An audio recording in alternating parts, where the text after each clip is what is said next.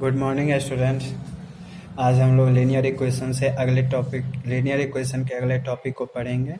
उसमें पिछली बार हमने दिखाया था पिछले वीडियो में कि किस तरह से लीनियर इक्वेशन के ग्राफिकल रिप्रेजेंटेशन को शो करते हैं, और ग्राफ के कुछ क्वेश्चंस भी हमने सॉल्व किए थे। अब उन क्वेश्चंस को सॉल्व करने के टर्म में कुछ कंडीशंस आया था तो कि कुछ लाइन एक दूसरे को दोनों लाइन एक दूसरे को एक बार इंटरसेक्ट कर रहे थे, और एक सिचुएशन ऐसा था जहाँ पे वो एक दूसरे के ऊपर लाइज कर रहे थे, और तीसरा सिचुएशन था कि दोनों लाइन्स एक दूसरे के पैरेलल थे। तो a pair of linear equations which has no solution is called inconsistent. और ऐसे इक्वेशन में लाइंस जो है एक दूसरे के पैरेलल पास करते हैं, यानी कि लाइन एक दूसरे को इंटरसेक्ट नहीं करेंगे, तो वो क्या हो जाएगा? Inconsistent solution, inconsistent pair. अब a pair of linear equation in two variables which has a solution is called consistent। यानी कि जब लाइंस एक दूसरे को इंटरसेक्ट करेंगे तो वैसे कंडीशन में क्या होगा कि वो एक यूनिक सॉल्यूशन देंगे, और उसको कहेंगे consistent pair of linear equations. फिर तीसरा कंडीशन होता है कि a pair of linear equation which are equivalent has infinitely many distinct solutions. यानी कि लाइन एक दूसरे के ऊपर ओवरलैप करेंगे, एक ही लाइन के ऊपर दूसरे इक्वेशन का भी लाइन आएगा, तो उसको कहेंगे इनफाइनाइट सॉल्यूशन। और ये जो है सो डिपेंडेंट इक्वेशन होते हैं, एक के ऊपर दूसरे डिपेंड करते हैं, that is called dependent pair of linear equations in two variables. तो यहाँ पे ये तीन केस बनते हैं जिसको कि हम समराइज करेंगे तो कुछ इस प्रकार से होगा। द लाइन्स में intersect at in a single point. In this case, pair of linear equation has unique solutions। ठीक है, अब इसको ऐसे समझते हैं कि अगर इक्वेशन है इस तरह से दिया हुआ कि x minus 2y equals 0, 3x plus 4y minus 20 equals 0, तो इस केस में a1 का वैल्यू हो जाएगा 1, a2 का वैल्यू 3, b1 का वैल्यू -2, b2 का वैल्यू 4, है ना। और इसको जब a1, a2, b1, b2, c1 यहाँ पे 0 हो जाएगा और c2 यहाँ पे -20 हो जाएगा। इनके रेशियोज को फाइंड करेंगे तो हमें पता चलेगा कि उसका किस तरह का सॉल्यूशन होता है। फिर the linear equation may be parallel, in this case equation having no solutions, यानी कि उसको इनकंसिस्टेंट कहेंगे। The lines may be coincident, in this case the equations have infinitely many solutions, तो उसको डिपेंडेंट या कंसिस्टेंट सॉल्यूशन कहते हैं। तो इस इक्वेशन के सॉल्यूशन जो है वो इसमें लाइन एक दूसरे को इंटरसेक्ट करेंगे, तो इसको कंसिस्टेंट सॉल्यूशन होगा। अब यहाँ पे 2x minus 3y minus 9 equals 0 and 4x minus 6y minus 18 equals 0। इस इक्वेशन में लाइंस जो है एक दूसरे को कोइंसाइड करेंगे। फिर x plus 2y minus 4 equals 0 and 2x plus 4y minus 12 equals 0। The lines are parallel. तो ये इस तरह से कि जब इक्वेशंस में कोफिशिएंट्स को a1 b1 c1 और a2 b2 c2 के टर्म में रिप्रेजेंट करेंगे तो कुछ केस इस तरह से बनते हैं। a1 by a2 is not equals b1 by b2, then lines are intersecting, और इसका जो है सो एक यूनिक सॉल्यूशन होगा, यानी कि वन सॉल्यूशन होगा। When a1 by a2 is equals b1 by b2 is equals c1 by c2, then lines are coincident, यानी एक ही लाइन के ऊपर दूसरे लाइन लाइज करेंगे और फिर इस तरह से उनके इनफाइनाइट सॉल्यूशंस होंगे।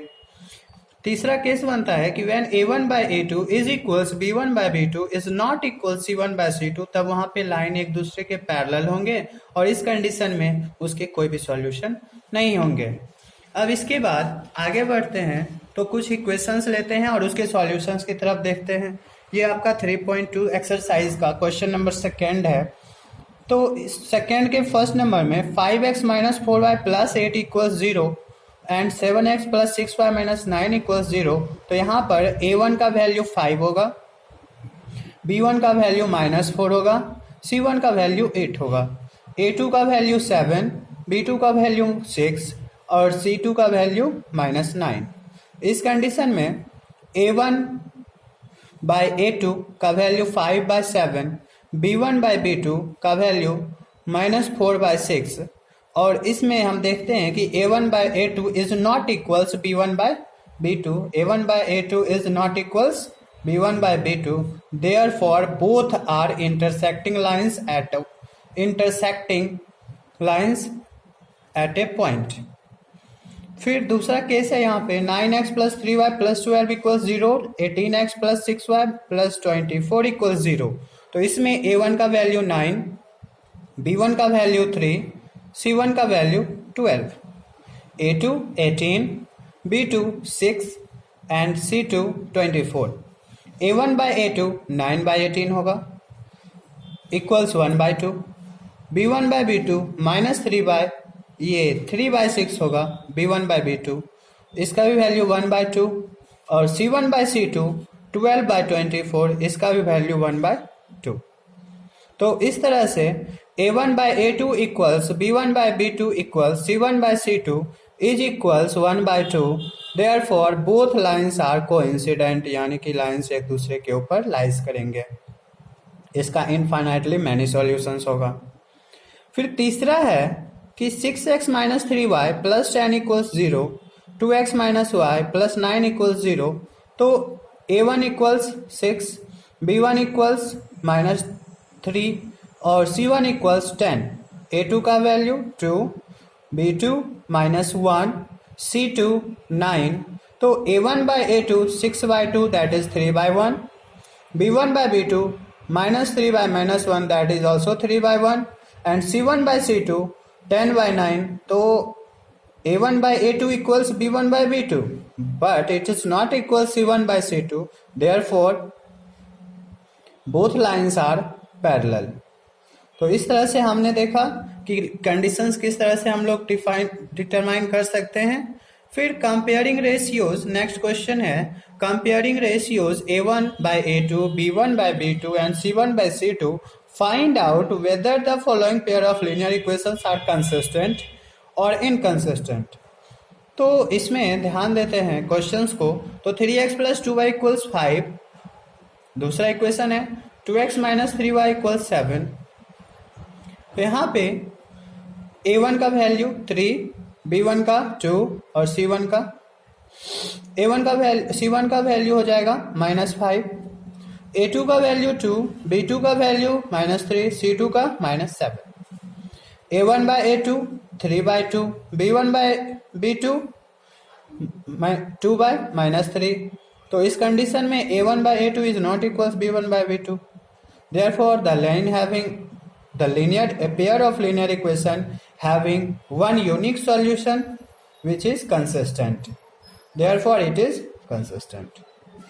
दूसरा इक्वेशन है 2x - 3y = 8, 4x - 6y = 9। तो a1 का वैल्यू 2 हो जाएगा, b1 का वैल्यू -3 होगा, c1 का वैल्यू -8 होगा, a2 का वैल्यू 4 होगा, b2 का वैल्यू -6 होगा और c2 का वैल्यू -9 होगा। अब इस तरह से हम लोग जो है a1/a2 फाइंड करते हैं। a1/a2 यानी 2/4 that is 1/2, b1/b2 -3/-6 that is also 1/2, c1/c2 8/-9 it is also -8/-9 equals 8/9।